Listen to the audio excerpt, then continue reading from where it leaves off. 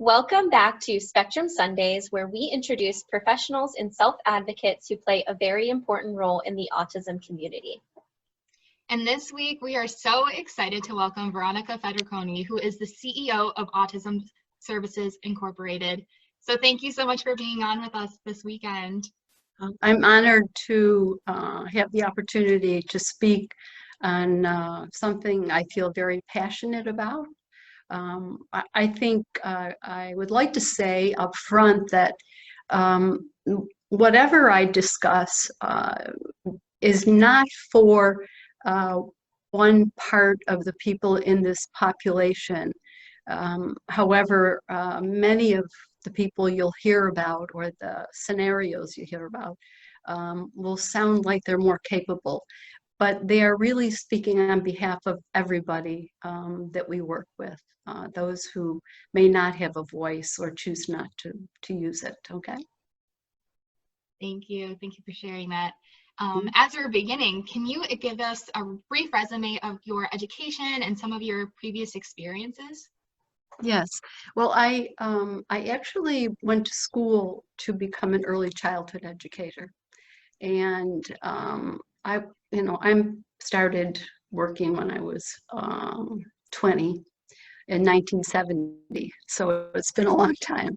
And I loved it. I really did love it. And at that time, there was a pilot out. And what they were trying to do was include children who had IDD into a room with typical kids. And I found very early on that I was very drawn to the two little ones. They had Down syndrome. And I just gravitated to them and said, well, I think I need to, try and find some people to work with that I really enjoy and put my focus there. So shortly thereafter, I left early childhood and looked out to where I could work with people with different abilities. And the only place at that time was the state school, West Seneca State School, which was an institution. So I went there as an early person, and it didn't take me long to realize that those little people grew into be adults. I never knew that. I never thought of that. So the people that I was assigned to work with were, people my mother's age. And so I had never experienced that. And although I loved being a caretaker and a caregiver, it was very difficult for me to witness some of what was going on, especially during that time. We didn't have the protection at that time that we have today. So I stayed there for 5 years, and then I moved on to I moved away and went to Texas, and again I worked in another institution, other opportunities to work with people who had other abilities, and always focused on trying to find these folks, even though I had a full-time job doing something else. I managed to bring them into my life at some point. I worked again in an institution. I was very fortunate to become a part of a grant with a focus on children who were victims of the rubella epidemic many years ago. I think it was in the early to mid 60s. And they were severely injured, non-sighted, nonverbal, couldn't hear, extreme self-injurious behavior. And that really set the tone, working with that population really set the tone for what I wanted to do in my career, because it was like a 24-hour program, and seeing the most challenged people, I was really, I wanted to make a difference. And so I think that really pushed me towards, I need to be with the autistic population. And I traveled again to California. I ended up working in Texas. I also worked with a child who was severely brain injured, and Christina, and I love her to death. Um, she just passed away maybe 3 or 4 years ago. I worked with her when she was first born, and it was a pretty intense program, but her mother took care of her. Her mother's a beautiful person and took care of her for 34 years before she died. So she, again, was another influence in my life that I wanted to continue this kind of work. And there are so many others that I ran across. But as I went to California, I worked with more people. And then I decided I was very interested in learning about the function of people's behavior. Now, I dealt with a lot of people who had extreme challenges, and so that became the focus of my interest. And so I went back to school for psychology, and specifically about behavior analysis, trying to learn about the function of a behavior. Why do people do the things that they do, and how can I help them do something differently? So, and then I continued and continued my mission to work with that particular population. So it was autism all the way. I joined Autism Services in 1991, I believe, 90 or 91. And I've been here ever since then. Sort of went up the chain to end up where I am today. But so it's something I love to do. It's my passion. These people are wonderful people. That's absolutely incredible. And before we got on, you mentioned that you have about 50 years of experience in this realm. So yes.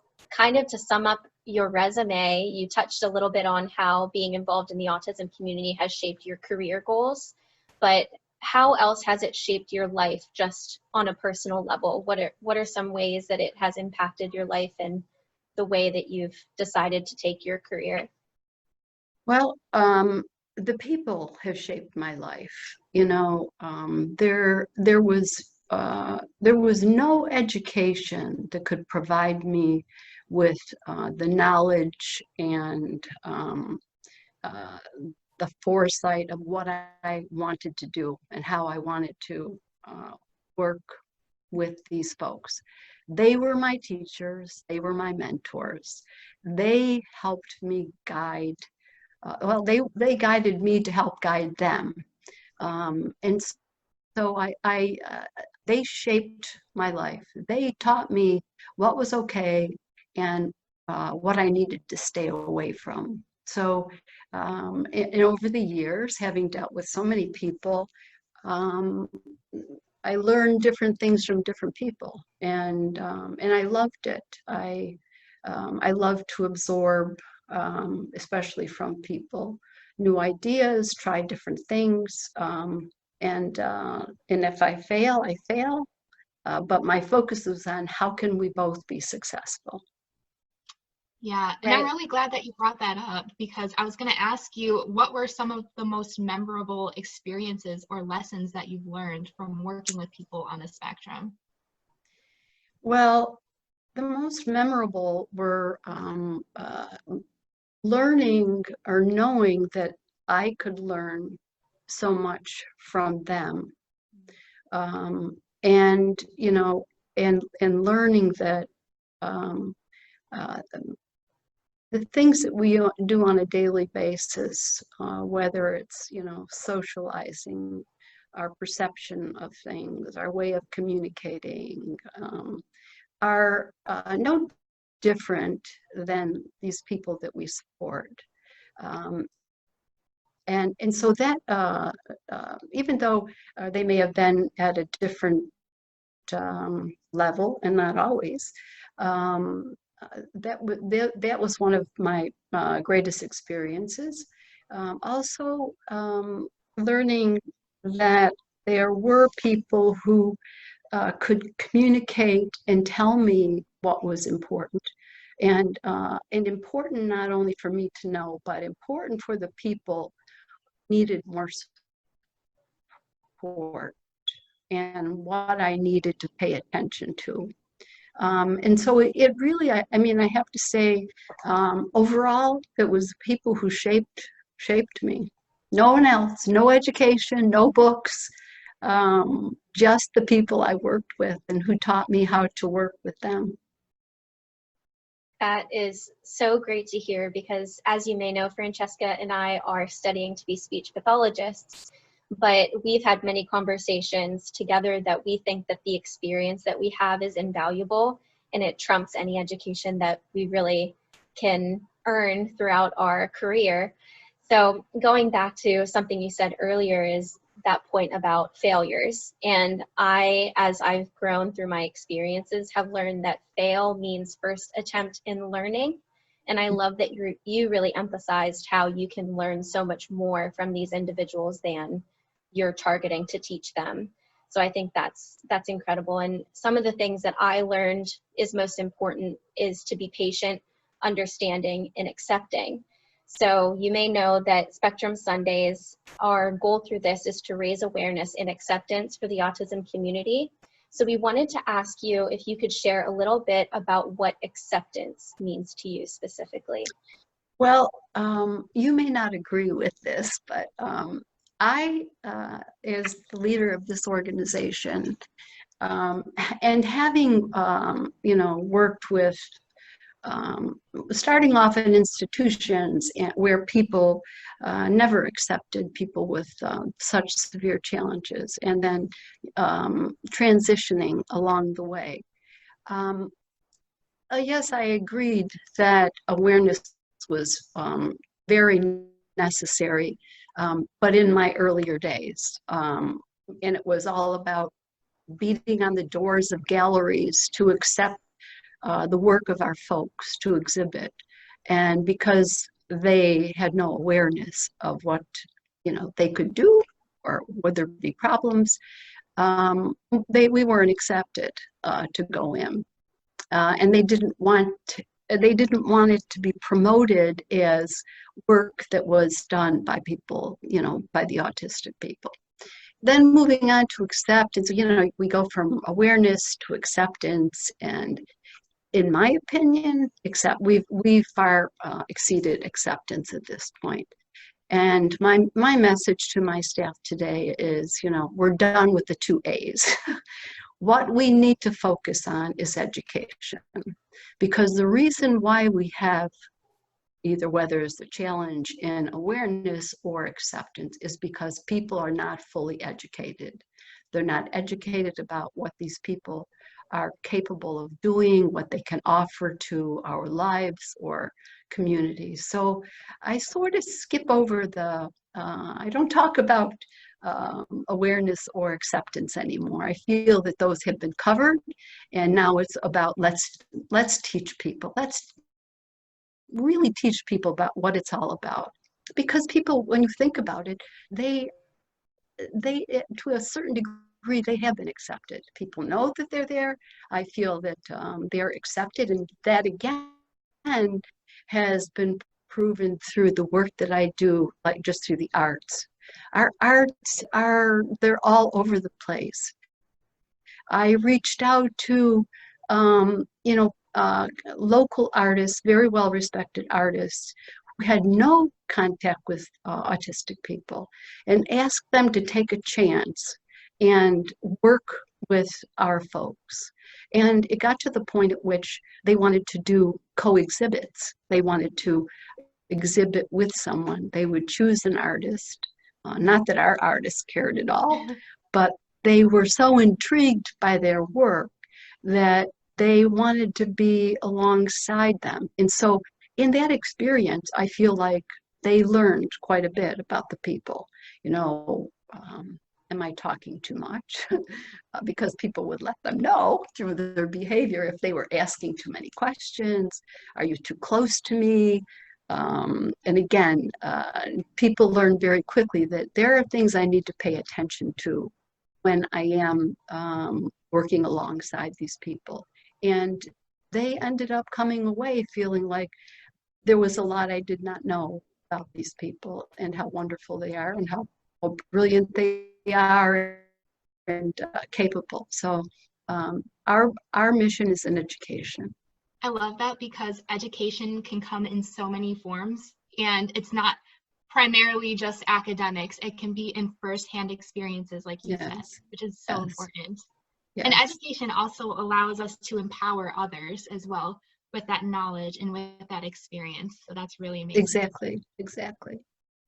So I'm going to switch gears a little bit and talk about our current events and the current situation going on. So with the health impact of COVID-19, we're seeing many different changes in service care. Can you explain more about how the current events are directly impacting the autism community and maybe some steps that autism services are taking to protect our individuals? Well, in speaking about events, of course, we hold two major fundraisers, one in the arts and another a 5K. And of course, we had to cancel them. And I think what was most devastating was canceling our annual stage performance, because that's put on by our autistic people. It'll be 20 years that we've been doing this, and it was pretty devastating for them to know that we couldn't do it first Friday in June, because that's when we hold it. And so the events we sort of put aside, recognizing that we have to go try again next year. Financially, it hurt us, of course, but I was more important, thinking more about how can we provide continuity, assurance that, we'll all be back together again, fun, opportunities to continue doing what they love doing. And so for the adults, what I did, I sent iPads out to every group home. I sent iPads out to any families in our education program who did not have technology. And it was about staying in touch with them and giving them reassurance that, we're all going to see each other again. But it was an amazing experience. We posted a lot of the Zoom sessions. So through the Zoom sessions, we continued our practices for the stage performance. They had already chosen, what they were going to do, whether it was together or two people singing together. And so we set up 2 Zoom sessions a week for them to continue practicing, because I knew it wasn't going to go away. I could never let it go away. It was something it just was so important in their life. So getting together and practicing really helped with the anxiety they were experiencing. Then I found that, well, we couldn't do it in June. Now when are we going to hold it? And so that became the obsession. And I was in on all the Zoom classes practicing with them in that. And so I kept saying, well, I'm thinking about it. We have to give it time. And then I got to the point at which it was like, I'm seeing a lot of anxiety, and I have to stop that because I want this experience to be positive. So I created a date and said, okay, I have a date. We're going to hold it on September 25th. We can't hold it at a school auditorium for sure, but I told them we were gonna hold it behind one of our schools at Amherst. It's gonna be like a big picnic. I'm gonna get a big tent. We're gonna make a stage. We're gonna have your cast party afterwards. So I changed it up. We're gonna distance by having chairs set apart. And so having that date put them at rest, because if you know anything about these folks, they live by schedules, they live by routines, they need predictability. And when you have something that is as important to them as that, with an open-endedness to it, it just causes more anxiety. So I wanted to put that to rest and gave them a date. Now, I told them it could change. We have to see how things are. But nonetheless, it did put them to rest. This was the adults. For the children, our teachers and our clinicians continued to do remote teaching and therapies. The problem with it was so many of our adults live in our group home, so it wasn't as difficult. The staff worked with them through the Zoom sessions. It was nice to see that somebody from one group home could see their friends from another group home, you know, so they're communicating with each other. How are you? I miss you. But with the children, when the school closed, that meant that the kids had to stay home with their families, which was a huge burden on the families. I don't know that they would say that, but recognizing that our families of our little people deal with quite a bit, and them going to school every day is sort of their respite. It also allows them to go to work, to make a living so that they can take care of their children. And that came to a halt. So we reached out, we tried to provide the education, distance learning. I think we were a little bit more successful with clinical, you know, we did speech, we did OT, we did PT, whatever we could get in there in terms of what the children would tolerate and what the parents could do. And that was tough, it really was. I think they were a little bit more accepting of the clinical components versus the academics. But we really tried to promote continuity because we knew how difficult change and transition was for them. So now they have, they've been given information on openings, and they call me. I have like 6 guys who call me every day and talk to me about, you know, when it's going to happen, and you know, how are we going to do it? They give me their whole, you know, yesterday I did this, and they go through the entire day to give me information on what's going on in their lives. But now they're getting excited about the fact that they will start to go back, not at the degree that they have been, but nonetheless, knowing that they're going to be back doing the same things is giving them a lot of reassurance. Yeah. So I thought we did great during COVID for our folks. I really did. Right. And this is such an unprecedented time that I have to just thank you and your services that you kept up with that continuity, and you were flexible enough to make accommodations where it was needed. And I also want to take this time to thank anyone who's watching that's either a caregiver or a service provider who has done the same in their respective state or region. So thank you so much for adhering to that as best as you possibly could and making the best out of an unfortunate situation. Yeah. And it was not always easy for our families. You know, a lot of our families don't have the technology. And even if we brought them an iPad, I had staff go to the house and teach them how to use it so that they could connect with their children. It was very difficult for people who typically go home every weekend to visit their families to be held hostage for 5 months.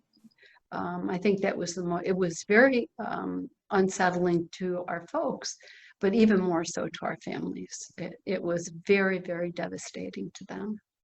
Right. And when we think about how much our lives have been displaced due to COVID, I think a lot of community members forget about a population that it really affects to a higher degree. So I'm so glad that you brought up that point. But kind of going back to how you mentioned you like to emphasize the arts and you love to highlight autistic individuals who have that sense of the arts and encompass that in their work. I have been told by Francesca that when you walk in the office buildings at Autism Services, you're greeted with paintings and artwork from autistic artists. And I wanted to ask you what importance you feel that the creative arts have for individuals on the spectrum, and then what are some services or events that you hold each year to showcase those talents? You know, the arts sort of entered into our services, by chance. We were given the opportunity, there was some money available through the state, and we were given an opportunity to create something. With my experience of having to be around people for so many years and listening to the same strategies and watching the same interventions for so many years was troubling to me. So, somebody who was doing this kind of stuff, or, just not using their hands the way people thought they should use their hands. The approach was, sit on your hands, fold your hands. In those kinds of things, because those sort of things, if you're stimming, that could mean a number of things for them. It could be a way of coping. They use that to cope, or to relax, or to take in the environment. I don't know. I can tell you this, for me to get through, although I feel like I'm doing pretty well, but for me to speak to groups, I'm stimming all the time. And I stim by I'm playing with my hair. And so it's, everybody finds something to do to provide comfort. So I got tired of seeing those kinds of things. I get tired of people saying, because people like to repeat things over and over and over again, of people, in their program plans saying, only say it once, only say it once. And the fact that these sort of strategies were built into program plans and people had to earn things, was again something that I did not believe in. And again, I'm a proponent of non-contingent reinforcement. Why do you have to do something to earn something? Why can't you just be who you are and take the time and say, geez, I like the way you look today, or I love what you did to your hair. Why do they have to do something, get something? We don't have to do that. Nonetheless, I decided to create the arts program as a means of giving them another way to communicate their interests, because most of the time what they were doing was either talking about their interests, perseverating over it, or doing things that were, that made them feel good, and that's okay. I think we should allow for those things. So the arts program started with a stage performance. That's how I started it, and my staff, of course, thought I was absolutely insane to think that I could put a group of these people up on stage to perform. But our first performance was Greece, and it'll be 20 years now that we've been doing this. And it was just a handful of adults that did it. And they loved it. They loved it.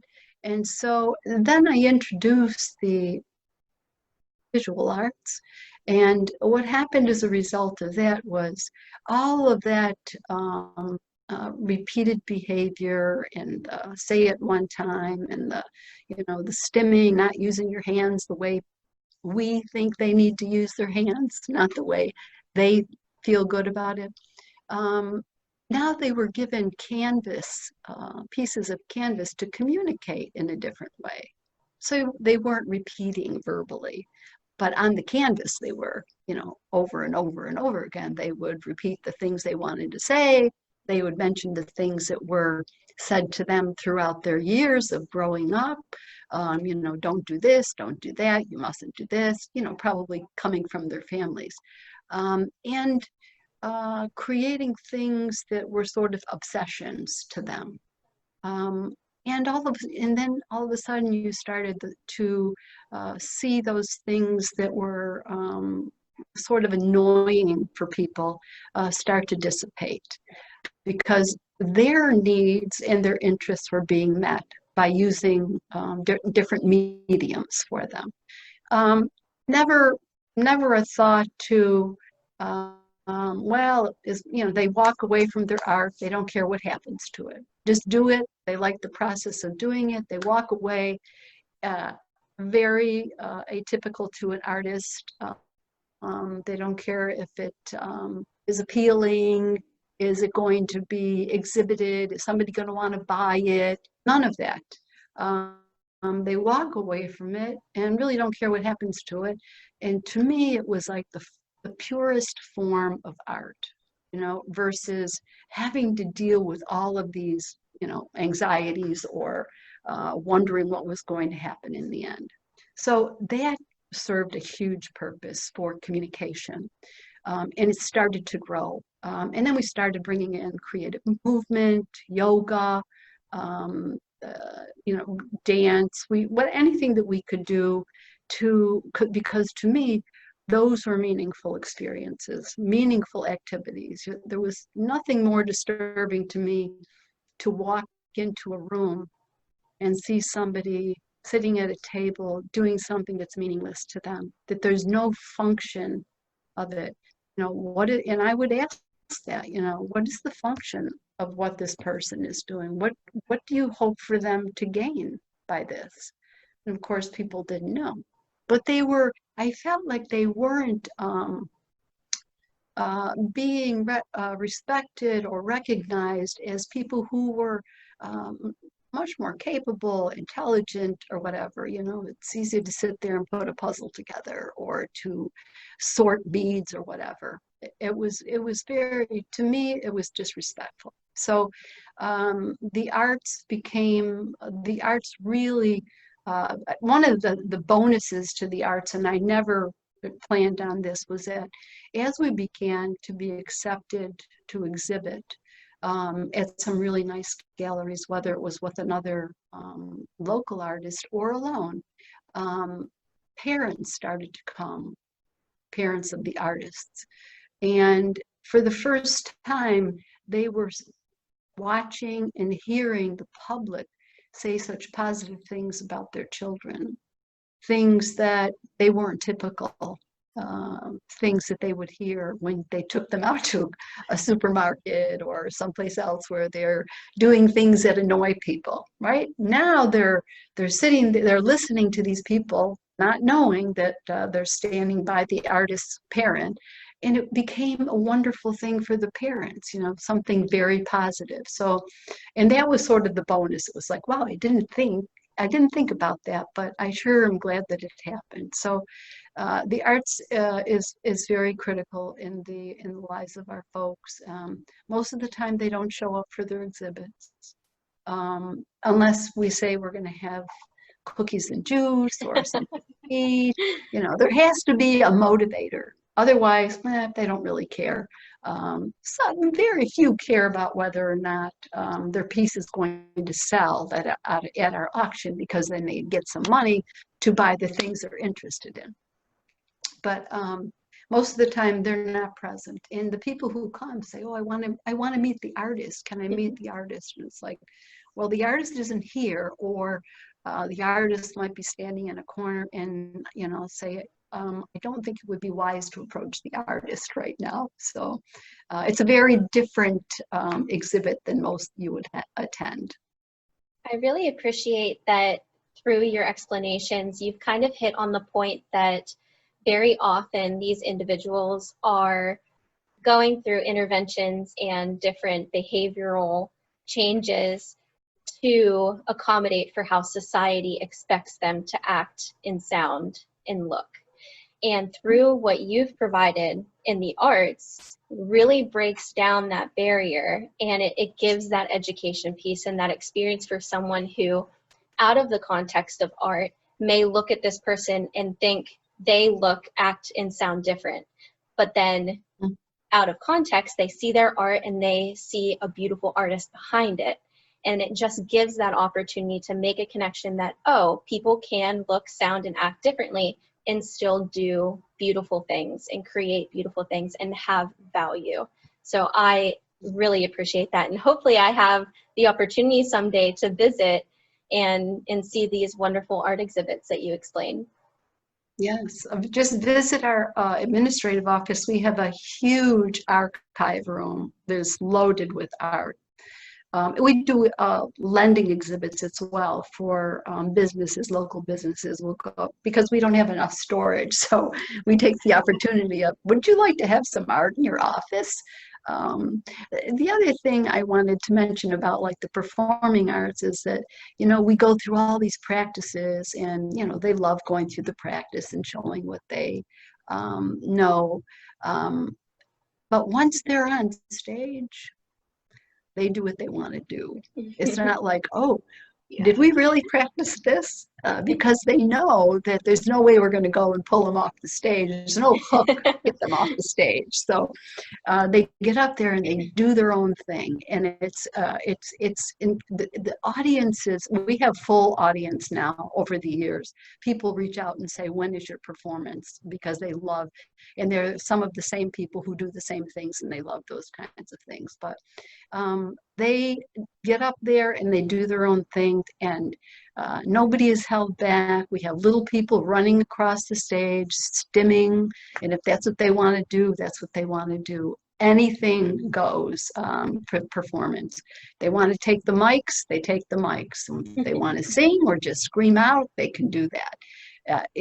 I just wanted it to be a fun time.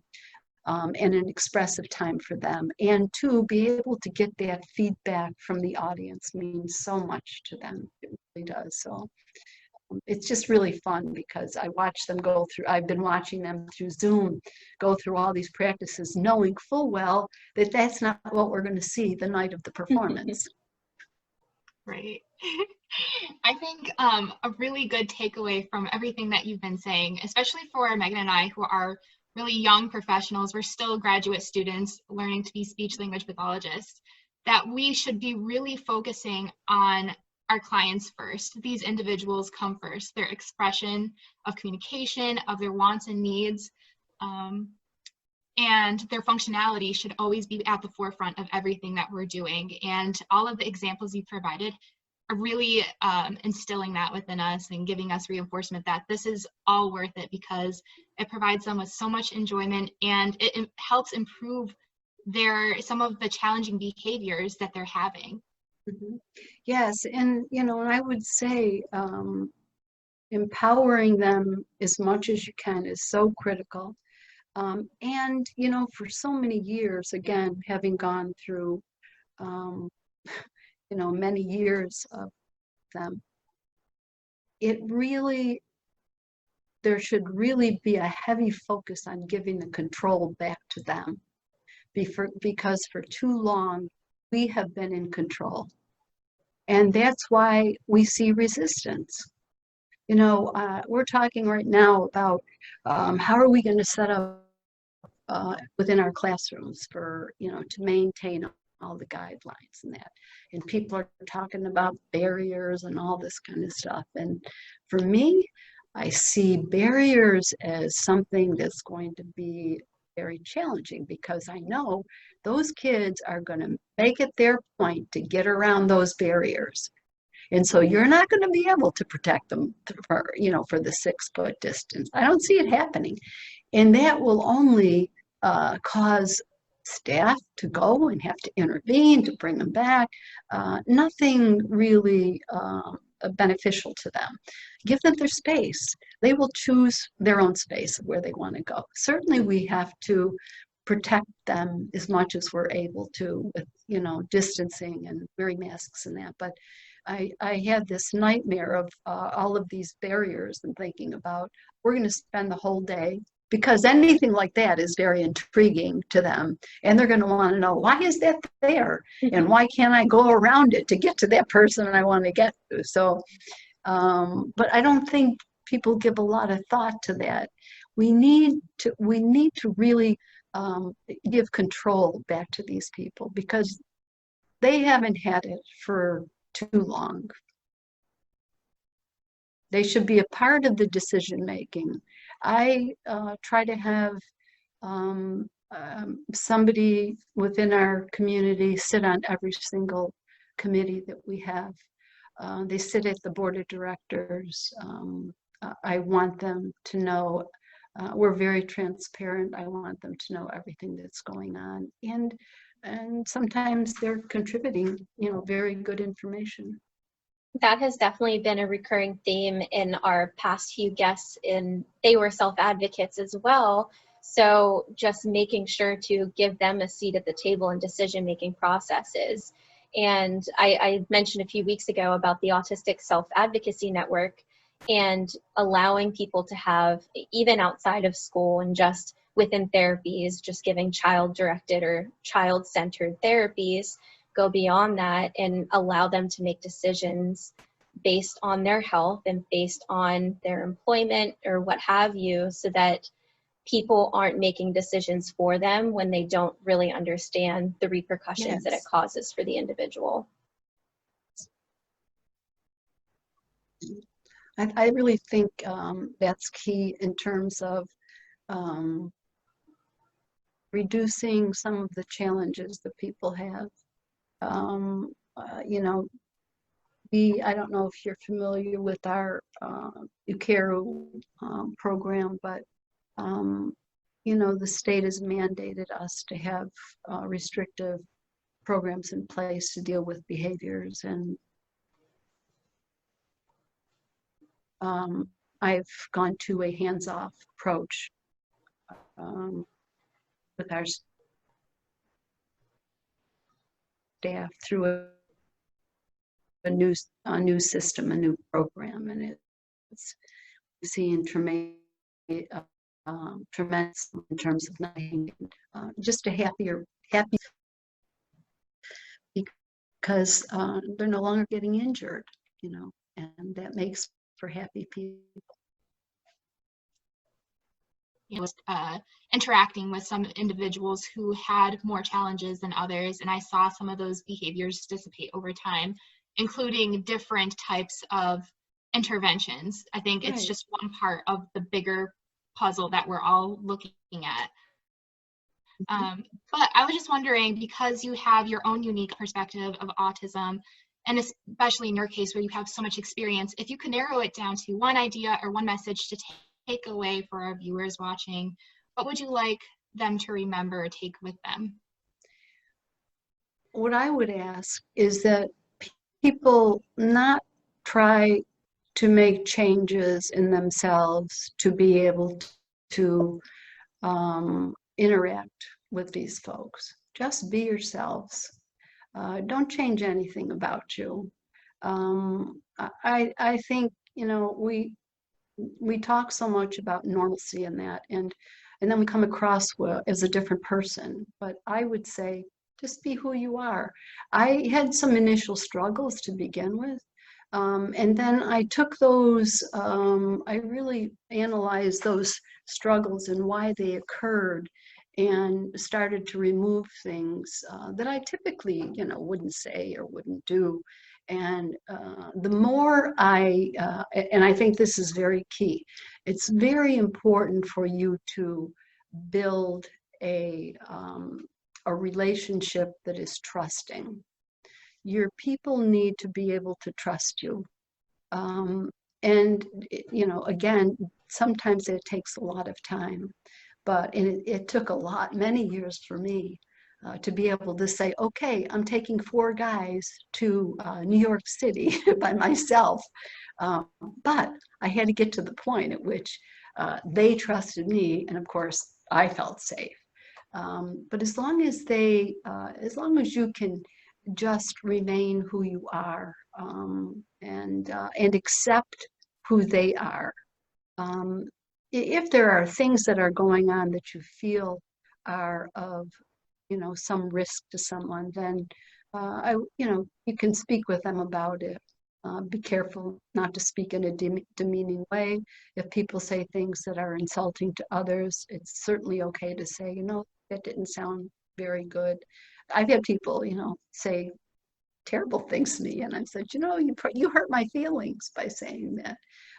But they didn't know that. But I think we have to be honest with them, and I think just being who you are and trying not to change your own behavior is probably the best advice I could give you, and build that relationship. Thank you so much for sharing all of that. That's absolutely valuable, and we hope that our viewers are able to take that away and apply it to their own interactions with any individual, but especially with those on the spectrum. So as we continue to wrap up our discussion today, We wanted to ask if there's any events, or either personally or with Autism Services, that you'd like to share or highlight that are coming up soon. Well, sadly, we're working on our performance. I'm not sure how it's going to play out. Getting as I get closer to the September 25th, I'll have to reevaluate it and then give them a new date. As long as they have a new date, they accept it. Other than that, our art auction occurs in October 1st. I think it's the first Friday of October, over at Babeville, and it's just a fantastic event. It's set up as a gallery with all of their artwork there. And then we have, in June, we have the stage performance typically, and then we have a run the Berg for autism. But again, everything had to be canceled this year. But those are the big ones. There are other things that, people, if they wanted to volunteer, like, were you at the meat raffle? Somebody was at the meat raffle. I was there. Yeah, that was really fun. Me, I wanted no part, and I told my team, the management team, I do not want meat attached to Autism Services. I just don't want it. But they kept saying, but it makes money, it makes money. So I let them do it, but we didn't call it the Autism Services meat raffle. We named it after our the person we named our school after. I just didn't want the attachment. But that is something we'll continue to grow, and as many volunteers as we can get, the better off we are. Well, we will be sure to share any upcoming events that we can. That way we can support you. Right, and for anyone who's interested in either working with Autism Services or just looking at the updates that are coming up so they can volunteer at your events, where can people find either you or Autism Services on social media? Okay, so we have a website, which is actually under construction. It's going to be wonderful because we're going to have a virtual art gallery on it. So that's being worked on as we speak. And it's basically autism-services-inc.org. We are on Facebook, facebook.com/autism-services-inc/. Instagram, www.instagram.com, Autism Services Inc. For now, that's what we have. Alrighty. Well, and most of what you'll see, and we put our events on there, but most of what you'll see has all to do about the people we support. You'll see some really, really great things up there. And you're in New York. Could you share what region, just for anyone watching or viewers who might be seeking those services? Yeah, we're in Western New York. Western New York. So if you're in the Western New York area and you're looking for a phenomenal organization to support you and your loved ones, please make sure to check out Autism Services, and make sure to check out their website and follow them on Instagram and Facebook. And thank you so much, Veronica, for visiting with us today. We really appreciate your visit. Thank you very much for honoring me with this visit. Alrighty. Well, next week we will see you all back on Spectrum Sundays at 1 o'clock. Thank you all for watching today.